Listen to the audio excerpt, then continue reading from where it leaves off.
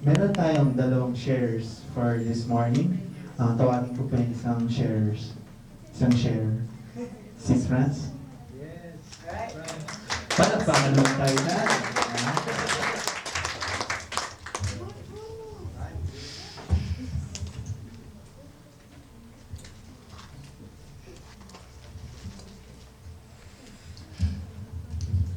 Hello?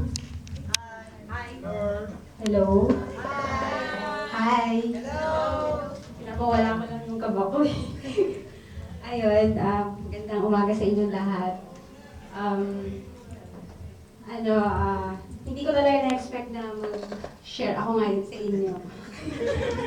kasi, kasi kami ni Kuya Ed, yung partner ko, nag-uusap kami kung sino daw yung gusto kong mag-share dito sa Saturday. Tapos sabi ko, sige Kuya, nag-suggest ako ng mga sino mag-share sa service team.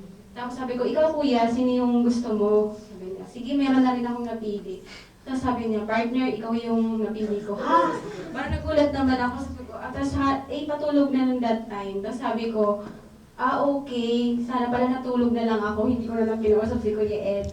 Tapos parang nag-flashback lahat yung nung gabi yun kung ano yung ang nangyari sa buhay ko. Kasi ako si Franz, taga Bicol. May taga Bicol ba dito? Sa service team kasi may taga Bicol. Dito lang din kami nagkikita-kita sa CLP. Nag-CLP ako 2008. Diyan sa 13th Avenue. Tapos doon din ako nakatira. Linis lang yung bahay ko. Medyo kita lang din lahat. Kasi sobrang blessed ako kasi lahat nasa Cubao area lang din. Parang nasa 13th Avenue yung church, yung bahay ko nasa tapat din. Tapos halos lahat ng malls, di ba, nandito lang, lalakarin mo lang. Tapos yung office ko, dyan lang sa Blue Ridge, isang sakay lang ako, Project 4, di ba, isang jeep lang. Parang ang bilis lang ng halos lahat pre-by ni God. And ako, share as parang God's creates. Kasi 9 years old, parang ako nahiwalay ako sa family. Parang ewan ko ba't ako nag-decide. Parang bata pa lang ako nag-decide ako na lumaki ako dun sa auntie ko, parang second family ko. Yung ninang ko, parang kinuha ako ng 9 years old, tapos bumalik ako ng after college. Pero umuwi-uwi din ako. Siguro lang, mga days lang, tapos bumabalik din ako dun sa auntie ko. Kasi Camarines Sur, yung family ko talaga, tapos yung nagpaaral sa akin sa Camarines Norte. Tapos, yun, after 11 years, kasi 9 years old to 20, 21 ganun, bumalik ako dun sa amin. Tapos binalik talaga nila ako. Parang pinag-aral lang talaga ako, tapos binalik nila ako sa amin. Tapos nag-decide ako na mag-work dito sa Manila. Then, 2007, punta ako dito, tapos nag-apply ako ng work. Ang bilis lang, a week, nagkaroon ako ng work. Tapos, nag-SFC din ako.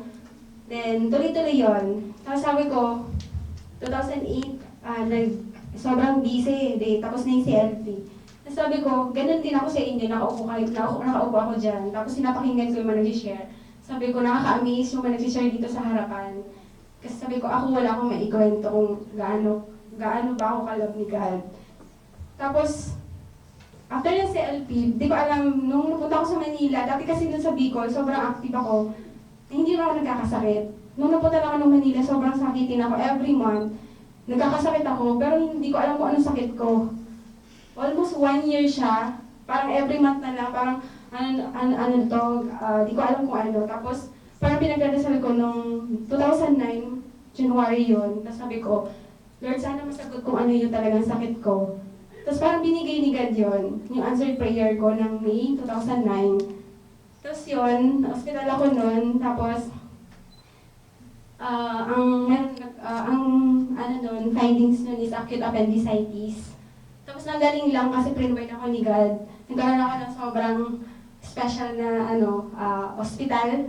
Akin yun, Medical City pa yung binigay niya sa akin. Hindi kami ganun ka yaman, yung tama lang din. Tapos parang sabi ko, paano yun, Medical City? Wala naman akong pambabayad doon. Umabot yung bill ko ng 100,000. As in, wala akong binayaran. As in, wala ni piso. Kaya, sobrang blessing din sa akin. Tapos, sorry, iyakin kasi ako. Then, sunod-sunod, after nun, May siya nangyari, May 2009. Tapos nag-recon, nagkaroon ng conference, sumama ako July. Kaka-opera ko lang nun. Si Kuya Edson na naman yung dahilan kung bakit. Kasi si Kuya Ed nung nasa ospital pala ako, sabi niya, kasi ino-hospital ko lang yung sarili ko. Kasi yung pinsan ko medyo malayo sa akin. Ako lang talaga nagdadala sa ER. Kaya-kaya ko siya. Tapos, as in talagang, nung operahan na nga ako, mag-isa lang talaga ako sa ER. Naganda suka-suka ako. Tapos sabi ni Kuya Ed, dasal ka lang. Tapos, isipin mo lang kung ano yung kanta na favorite mo. Tapos, parang hindi pa naman ako ganun ka active ko ano yung mga kabisado kong song sa SFC. Parang yun nasabi I offer my life to you. Inuulit-ulit ko lang yun. Tapos, ayun, kumakanta ako, sumusuka ako, lahat na nangyari sa akin dun sa ER. Tapos, nung nangyari na yun, the after na, ang nakakatuwa lang din, kasi yun sa ER, napapunta na ako sa ER pala. Parang, na-feel ko si God doon, hindi ako naka-feel ng kaba o takot sa kanya, kasi nandun siya to guide me. Na, tapos parang, nakakita ako ng white, as in white, parang napakita siya sa akin na huwag akong matakot. Parang, ang ganda lang ng flow, parang sobrang binas na talaga ako, sobrang mahaba yung kwento. In short, diba, ng July na, in-invite ulit ako ni Kuya Ed conference. Pagdating din, syempre, May yun, July. 2 months pa lang ako natapos. Tapos ang lamig pa sa Baguio. Yun, parang nagiling si Kuya Ed kasi nagkasakit ako noon. So, hindi ko alam kung namantal ako or anything na may nangyari sa akin doon. Tapos tuloy-tuloy pa rin ako. Never ako nag-question kay God bakit nangyayari sa akin yun. Then, sunod ulit, nagkaroon ako ng, kung iisipin niyo yung mukha ko, para siyang, sabi nga nung minsan nakasalubong sa akin, para daw akong kinulam or anything. Kasi punong-puno siya ng, parang pinaglalaroan yung mukha ko, may mga pimples sa mga design, may kilay dito, kilay dito, tapos meron ng mukha dyan, parang gano'n. Tapos siguro, tapos ang nakakatawa pa pag ako nagsisimba, lagi ako pumunta sa harapan, tapos nagpapabless ako ng holy water kay Father. Gumaganon-ganon ako, tapos sinasabi ko, ay, gagaling to. Tapos parang pag gising ko minsan sa umaga, ayaw ko na magsalamin. Tapos sabi ko, pero ginaganon ko sabi ko, Lord, balang araw, gaganda din yung mukha ko. Ayun, maniwala ka ng ayun, okay na siya ngayon. Tapos, by August, that year din, sabi ko, sumakit ang tiyan ko lagi. Likod naman. Likod. Sige, likod. Tapos sabi ko, tapos yun, nagkaroon ako ng scoliosis. Meron scoliosis. Pero okay naman ka. Medyo malamig ka, hindi ako mahina sa lamig. Tapos yun, after ilang years, 2012, nag-CLP din ako. Nalungkot lang ako kasi team leader din ako sa LP. Nagkaroon ako ng second chance ngayon, mag-team lead sa inyo. Sa Lord's Day mismo sa graduation, wala ako. Malungkot ako. Nasa ospital ulit ako. Kasi nagka-dengue naman ako noon. Ayun. Tapos sa medical city ulit ako nandun din ako. Tapos wala rin akong binayaran. Free din siya. Renovate ulit ni God sa akin. Grabe, sobrang dami kong pinagdaanan. Ilang years. Tapos parang dinasal ko, sabi ko sana, sa isang taon parang hindi ako lumilipas, hindi nagkakasakit. Tapos parang 2014 ata, sabi ko. Akala ko lang noon, ako lang yung nag-iisip na, yes, tatapos na in December 2014, wala di akong magkasakit, ganyan. Tapos yung isa kong friend, si Osang tsaka si kapatid, sabi niya, Saray, congrats kita kasi hindi ka nagkasakit yung taon. Sabi ko, oo nga eh, sabi ko isang araw na lang.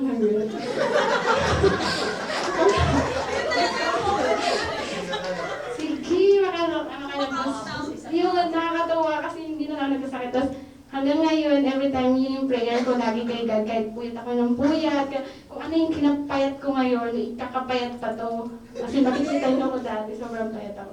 Tapos yun, tapos si Kuya Shock, tinatanong ako kanina kung at paano ba, sabi ko, yung love ni God sa akin, siksik, umaapaw, siksik, liglig, umaapaw. Kasi sobra-sobra na kahit wala talaga ako, binibigay ni God ng sobra-sobra.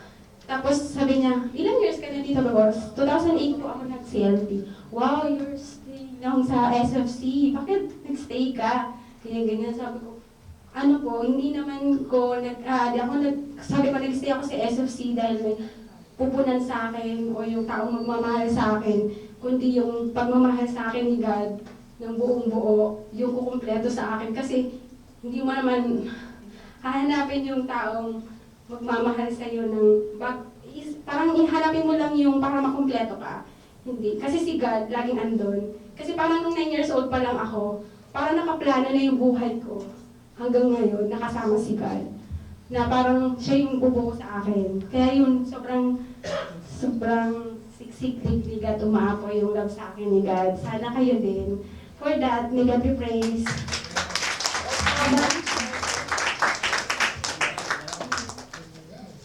Ganun pala yun, no? Mapapawisik ka lang ng holy water. Pagwapo din ako. So, ang second share po natin ngayon ay si Brother Eric. Ay nga pala, si Franz po ang ating unit head sa ating chapter doon. Thank you po sa unit head. Bro Eric.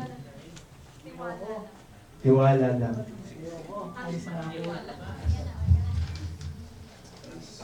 Hi, good morning.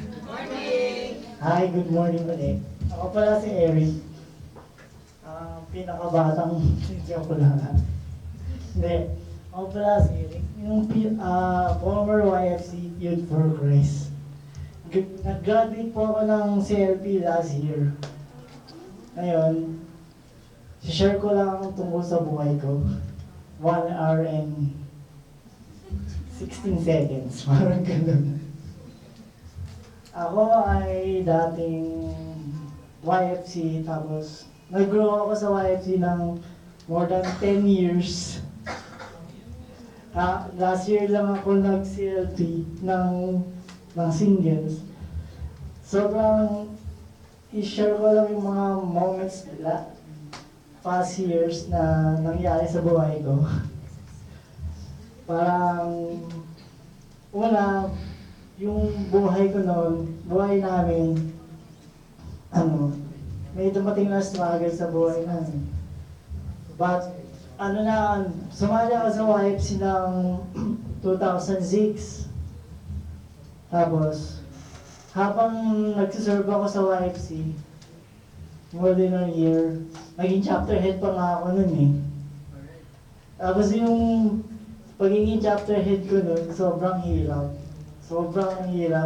Walang pumupunta na member. Nakakalungkot.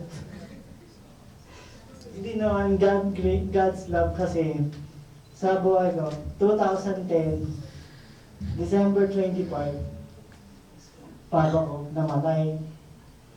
Tapos after 2011, si mama, nagkasakit. Ako din nagkasakit. Sabay kami nagkasakit. Kay mama, parang wala nang gamot. May gamot siya pero pag tinigil na yung gamot, babalik siya sa sakit na yun. Hindi siya hindi siya makaakit ng bus, kunyari, ganun. Kailangan namin siya alalayan. Kasi sobrang nung namatay si Papa noong 2010, sobrang struggle sa buhay namin. Sobrang yung time namin nasa hospital na lagi, time na yun. Tapos yung feeling na parang stress kami sa hospital. Tapos God naman na pinagbigyan kami ni God na makasama siya ng Noche Buena ng 24 ng December. Sabi ko, kasi umuwi ako ng December ng 24 ng gabi. Sabi namin nung umaga ng 25. Sana hindi na pahirapan si Papa. Kasi pag gusto ko na para hindi na siya nahihirapan. Tapos yung nag-uusap kami ng tita ko, nung lunchtime yun, tumawag sa atin. Sabi ni ate, wala na si Papa. Bis ako, tapos takbo ako sa hospital, parang yun.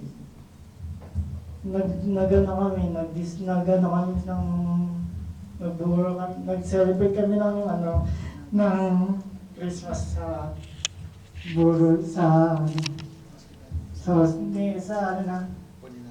Bulinari. Tapos the day na Bago yan, ano na, in the past years, pagtapos ng namatay ni Papa, 2004 naman,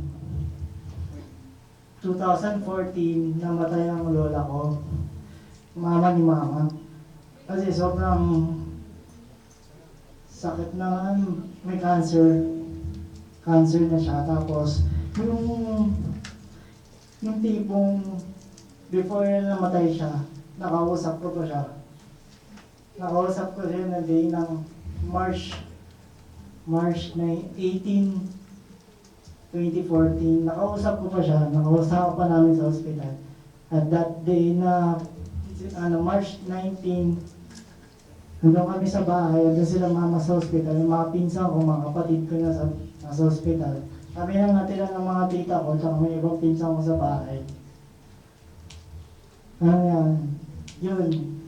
Alam ko, malakas siya nung 18 eh. Nakakatayo pa siya eh. Ang cause ng kinamatay niya, parang kumakain siya ng breakfast sa hospital. Bigla siyang nagsuka, tapos yung pangalawang suka niya, yun na.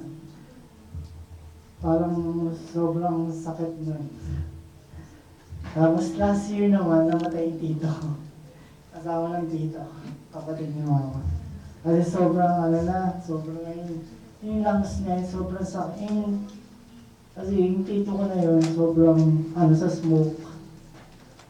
Hindi siya bibigyan ng isang kahay, bibigyan siya isang ring talaga. Sa buong bahay niya sa Katipunan, makikita mo puro ashtray yung bahay niya. Pero yun si Tito, mabait din. Mabait din sa akin. Lahat sila mabait sa akin si Lola. Yun na, tapos last year, after nakasal niya ate, October, yun, namatay naman yung kapatid ni Papa. Nakaklose ko din sa Bulacan. Na parang tatay ko na din yun eh. Tapos, eto, syempre niyan, hindi kami sumuko, hindi ako sumuko. Kasi hindi ako na-doubt sa sarili ko.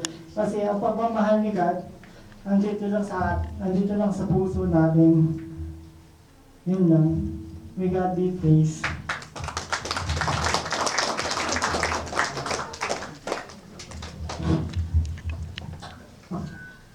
Sabi ni Kuya Shaw kanina, di ba, pag pupunta daw kayo dito for may expect kayo something good. So, merong part 2 nitong ng CLP is i-group kayo with respective facilitators. Tapos pwede ko ba tawagin po yung mga facilitators? Please come forward. And papakilala ko po sila sa inyo.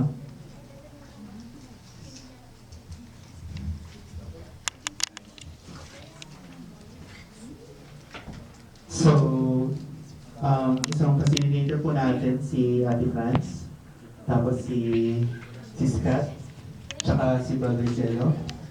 May tatawagin po sila mga names, tapos pag natawag po yung pangalan nyo, kasama po kayo sa kanya after nito po.